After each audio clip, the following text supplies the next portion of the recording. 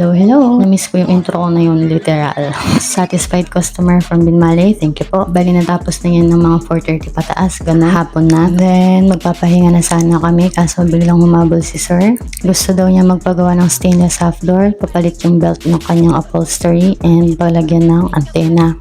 Syempre, gagawin natin yan.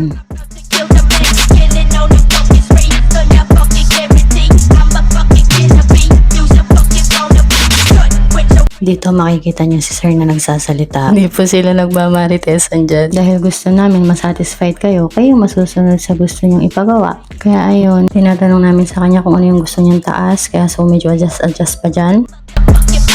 Bali dito na ilagay na yung antena, then binabuffing na. May wifi po yan.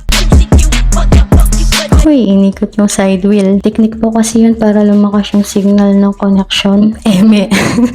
Huwag masyado seryosohin. Baka magalit kayo sa akin at sabihin na wala namang antena na may wifi. Joke lang po yun.